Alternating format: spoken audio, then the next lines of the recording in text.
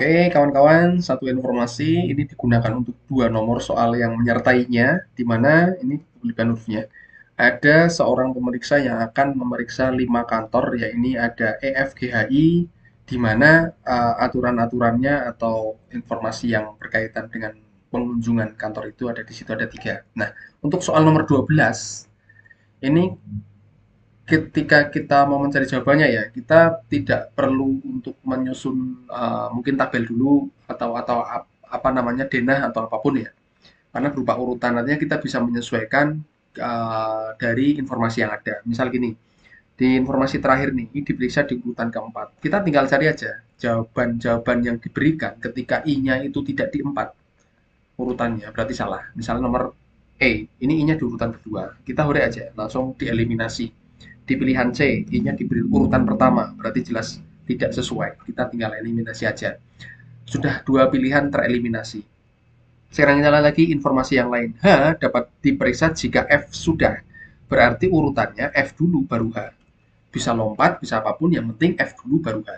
Kita cek di sini ada pilihan yang tidak sesuai, yaitu pilihan A. A itu H dulu baru F.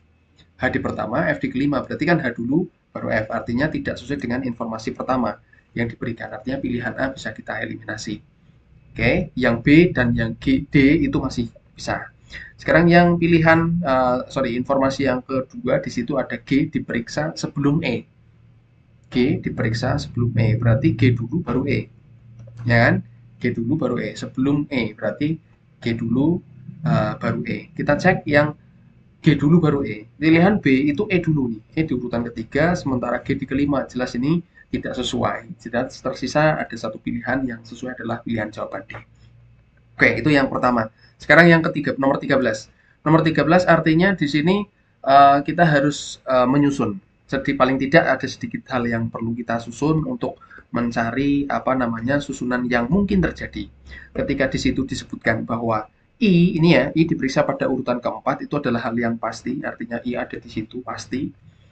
Oke, kemudian kita lihat H di sini bukan diperiksa di terakhir. Ingat ada kaitan H dengan F. Artinya H itu tidak mungkin di urutan pertama. Di urutan ketiga bisa, misalnya contoh, berarti ini bisa benar, bisa enggak ya. Nanti mungkin jawabannya ada beberapa nih. Kalau kita coba cek satu-satu lah.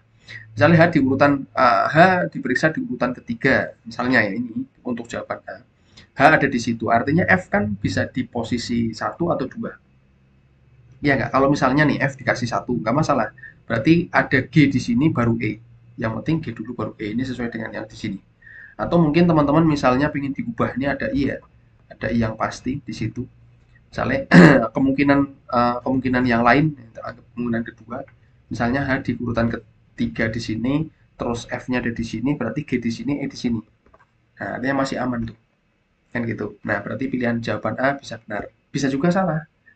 Nah, artinya apa namanya bisa benar lah, intinya bisa benar, hanya digeser di urutan ketiga bisa benar. Oke, intinya gitu ya, jadi kemungkinan gitu. Oke, kita coba tak hapus dulu untuk mencari apa namanya agar space-nya bisa membuat yang lain. Sekarang yang E, E diperiksa di urutan kedua. Ini ada I yang sudah pasti, terus E di urutan kedua.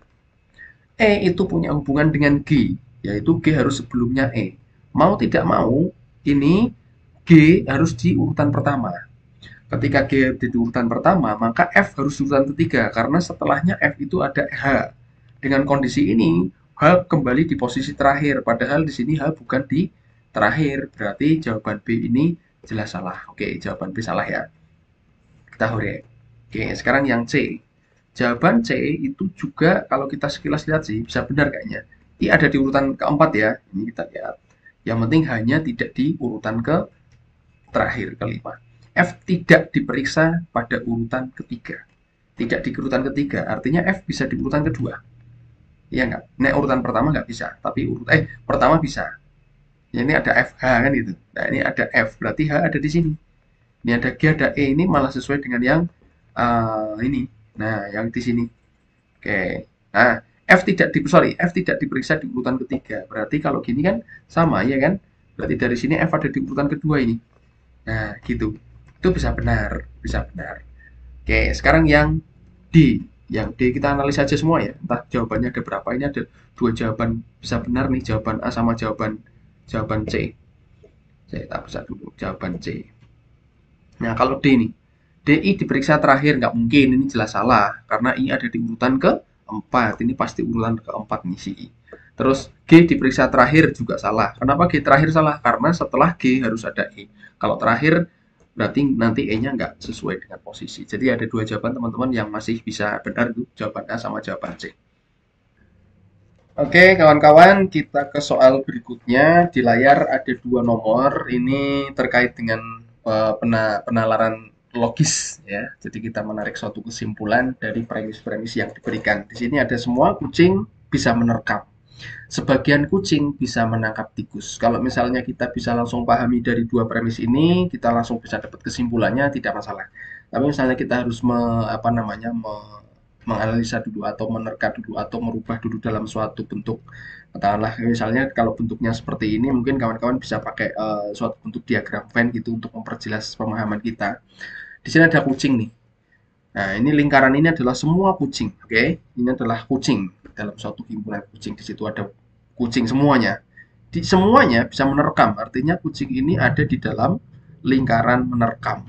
Ingat ya, kucing semuanya bisa menerkam. Tapi yang menerkam itu tidak hanya kucing, mungkin ada yang lain di sini. Misalnya kita penjelasan kita apa namanya ada suatu penjelasan seperti itu. Berarti ada yang bisa menerkam selain kucing, tapi semua kucing bisa menerkam. Oke, langsung. Sebagian kucing bisa menangkap tikus. Ingat, hanya sebagian saja. Artinya kalau misalnya kita bikin diagram Venn-nya itu beririsan dengan kucing, artinya ini bisa menangkap tikus. Oke, sehingga di sini ada kucing-kucing yang pasti bisa menerkam dan dia bisa menangkap tikus hanya sebagian saja. Sehingga dari sini bisa disimpulkan bahwa sebagian kucing bisa menerkam dan menangkap tikus, itu yang kita kasih warna merah di sini. Itu sebagian kucing bisa menerkam dan bisa menangkap tikus, ada di situ. Oke, jawabannya adalah B. Sekarang kita ke nomor 15. Premis pertama, tidak semua warga wajib memiliki kartu sehat. Ingat, di sini ada tidak semua warga. Ada kata kunci yang bisa kita mainkan adalah tidak semua. Berarti ada misalnya ada satu warga pun itu sudah bisa terjadi di situ. Nah, kemudian di sini ada kalimatnya, premis berikutnya adalah Halimah adalah warga desa. Halimah warga desa, tapi ketika kita hubungkan dengan premis yang di atas, di sini ada warga yang wajib memiliki kartu sehat adalah tidak semua. Maka dari dua premis itu kita tidak bisa mengambil kesimpulan bahwa Halimah itu wajib memiliki kartu sehat, belum bisa. Atau Halimah tidak punya kartu sehat juga tidak bisa. Artinya dari sini suatu hal yang belum bisa kita putuskan, artinya tidak dapat disimpulkan kepastiannya. Seperti itu, jawabannya adalah E. Oke, kawan-kawan, seperti itu. Kita cek ke nomor 16. Oh, masih. Ternyata kita lanjutkan sekalian aja. Berarti di sini ada penarikan kesimpulan atau penalaran logis yang kita punya. Di sini ada tidak semua. Ini kembali lagi ada kata-kata tidak semua orang pergi ke rumah sakit karena sakit. Oke. Dari sini ada tidak semua orang pergi ke rumah sakit karena sakit. Betul memang. Yang pergi ke rumah sakit mungkin karena ngantar, mungkin karena dokternya atau apapun. Artinya tidak semua orang yang pergi ke rumah sakit itu karena sakit. Nah, sekarang Dina pergi ke rumah sakit. Seperti premis yang di atas, pernyataan pertama, ketika Dina pergi ke rumah sakit, artinya tidak bisa kita tentukan bahwa hari ini Dina sakit. Bisa benar, bisa salah. Hari ini Dina tidak sakit, ini pun tidak bisa kita pastikan. Gitu kan? Dina seorang dokter pun belum tentu. Mungkin dia hanya sekedar ngantar keluarganya atau apapun, atau pengen main saja. Mungkin saja terjadi seperti itu. Nah, rumah sakit adalah tempat orang sakit benar, tapi di premis yang diberikan itu tidak ada pernyataan yang mengenai kondisi atau rumah sakit adalah tempat orang sakit, nggak ada. Berarti ini bukan suatu kesimpulan yang sesuai dengan premis yang diberikan. Sehingga dari sini yang bisa kita ambil adalah hari ini belum tentu. Nah, ini ada kata-kata yang bisa buat patokan adalah hari ini belum tentu Dina sakit. Itu jawabannya. Oke, kawan-kawan, kita ke informasi soal yang berikutnya. Ini penalaran analitis. Di sini diberikan suatu informasi untuk dua soal yang menyertainya. Kita cek di situ ada 6 orang, yaitu Ayu Bima, Cantika, Dela, Ella, Dharma, Ella, dan Fakih, di mana dia mengikuti lomba. Nah, lomba-lomba ini diberikan, di situ didapat hasil bahwa yang pertama ini Dharma lebih cepat daripada Ella. Tentang kecepatan, mungkin kita tulis dulu tentang kecepatan, berarti Dharma itu lebih cepat daripada Ella. Kita bikin suatu lambang tertentu yang menyatakan bahwa Dharma lebih cepat daripada Eka, ini lebih besar ya, kita bikin. lebih besar daripada Ella. Oke, Fakih tidak lebih cepat daripada Cantika. Berarti dari sini Fakih tidak lebih cepat daripada Cantika. Hanya C lebih besar daripada F. Nah, Fakih tidak lebih cepat. Oke, namun ia lebih cepat jika dibandingkan Bima. Artinya Fakih itu lebih cepat daripada Bima. Nah, kita bisa bikin seperti itu. Nah, dari sini sampai. Kemudian Ella memiliki kecepatan yang hampir setara dengan Ayu, sehingga Ayu selalu berada tepat di belakang Ella. Ingat, ada kata-kata tepat di belakang dan hampir bersamaan. Karena tepat di belakangnya seperti ini, berarti tetap saja bahwa yang lebih cepat adalah Ayu. Artinya Ayu itu lebih cepat daripada Ella. Sehingga Ayu selalu di belakang. Sorry ya, Ayu tepat selalu di belakang. Berarti ini kebalik. Artinya Ayu sama Ella itu duluan Ayu, lebih besar Ayu. Apa namanya? Lebih cepat Ayu karena lebih cepat Ella karena Ayu ada tepat di belakangnya. Oke. Setelah lomba selesai, semua peserta diberi label nomor 1 sampai 6 dan menandakan yang satu itu yang paling cepat dan sebaliknya. Di sini ada kecepatan yang sama nih, berarti benar kalau kita anggap seperti itu. Nah, sekarang pertanyaan nomor 17. Anak yang mungkin sebagai yang terlambat adalah, kalau kita lihat di sini, artinya ada dua orang yang kemungkinan bisa paling lambat. Kenapa ada dua orang? Kalau kita hubungkan yang satu dengan dua, maka ini kita akan memperoleh bahwa si Dharma itu lebih cepat daripada Ella, dan Ella lebih cepat daripada Ayu, maka posisinya seperti ini. Nah, sedangkan antara pernyataan satu dan 2 ini kita tidak tahu hubungannya seperti apa. Sehingga kalau ditonton dari kita lihat dari kondisinya bahwa yang paling belakang adalah Ayu dan Bima, maka kemungkinan yang bisa paling terlambat adalah dua orang itu, antara Ayu atau Bima. Di pilihan jawaban yang diberikan adalah Ayu, maka kita tinggal pilih jawabannya adalah B, Ayu. Nah, sekarang kita cek ke nomor 18. Jika Ayu tidak lebih lambat daripada Fakih, Ayu tidak lebih lambat daripada Fakih. Berarti Ayu lebih cepat. Dari sini berarti Ayu lebih cepat daripada Fakih. Nah, Fakih ada di sini. Maka kalau kita hubungkan, maka ini kondisinya adalah yang jelas ini D lebih besar daripada E, lebih besar daripada A, dan A ini lebih besar daripada Fakih. Artinya bisa kondisinya seperti ini, artinya bisa seperti ini, Fakih baru siapa namanya Bima, bisa kondisinya seperti ini kondisinya. Yang penting Ayu masih di atasnya Fakih. Nah, cuma siapa namanya si Cantika itu posisinya bisa di mana-mana karena nggak ada kaitan dengan apapun. Artinya bisa di sini, atau bisa lebih cepat.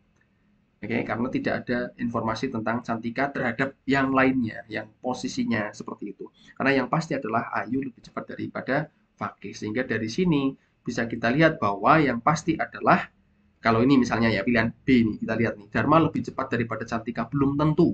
Ini bisa benar, bisa salah. Seperti kita bilang tadi bahwa Cantika mungkin berada di depannya Dharma, baru seperti ini gitu juga bisa. Gitu. Nah, posisinya seperti ini bisa. Nah, yang pasti adalah Bima lebih lambat daripada Dharma. Bima pasti terakhir, sedangkan Dharma bisa di mana-mana, tapi selalu di atasnya Ayu. Sedangkan Ayu lebih di atasnya si Fakih, sehingga bisa disebutkan bahwa Bima pasti lebih lambat daripada Dharma. Seperti itu. Oke kawan-kawan, soal nomor 19 ini terkait penalaran logis. Di sini ada kalimat atau premis yang diberikan bahwa Ayu adalah karyawan pabrik di Tangerang, karyawan pabrik sepatu di Tangerang. Nah, banyak di antara karyawan yang datang terlambat pada hari Senin pagi. Premis ketiga, Cantika adalah teman Ayu. Nah, cuman itu aja. Nah, teman-teman perhatikan premis yang diberikan di situ. Cantika adalah teman Ayu. Ada nggak kaitan dengan premis yang di atasnya? Ada nggak lagi dengan premis di atasnya? Gitu ya. Nah, ada kaitan antara karyawan dan Cantika, temannya Ayu. Sehingga dari ketiga premis ini kita tidak bisa memastikan bahwa misalnya Cantika suka datang terlambat ke pabrik, kita nggak bisa memastikan karena di situ hanya disebutkan bahwa Cantika adalah teman Ayu. Jadi masih banyak beberapa kemungkinan yang bisa terjadi. Sehingga kalau teman-teman ketemu salah seperti ini adalah cari jawaban yang masih berupa kemungkinan. Ada di jawaban E, di situ Cantika mungkin teman sekerja Ayu, masih berupa kemungkinan. Itu jawaban E. Gitu. Oke, sekarang kita lanjut ke nomor 20. 20 di sini adalah penalaran analitis. Ada sebuah pertandingan sepak bola, 4 tim ABCD, masing-masing bertemu sekali.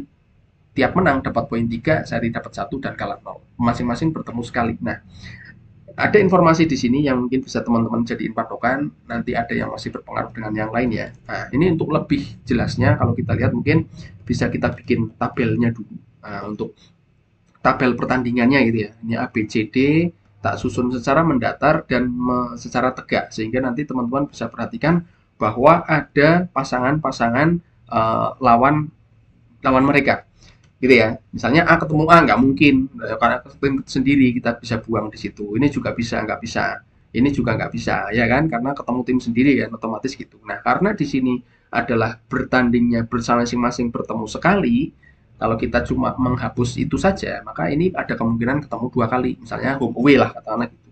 Sehingga dari sini bisa kita buang lagi yang kolom yang baris bawah boleh.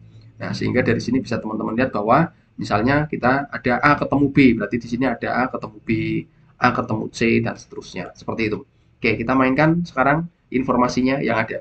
A tidak pernah kalah, tapi kita nggak tahu menang terus atau seri terus. Atau variasi antara menang dan seri. Kan kita nggak tahu. B seri 2 kali, itu pun sama. Dia lawan siapa seri 2 kali dan 1 kalinya itu di mana menang atau kalah. C menang sekali, itu pun sama. Kita nggak tahu juga menang sekali dengan siapa dan lainnya menang atau kalah. Kemudian D selalu kalah. Nah, ini adalah informasi pertama yang bisa kita mainkan. D selalu kalah, artinya ketika kita lihat di situ kolomnya D, maka bisa kita tuliskan yang menang saja ya. Di sini D ketemu A nih, D ketemu A, kita tuliskan A yang menang.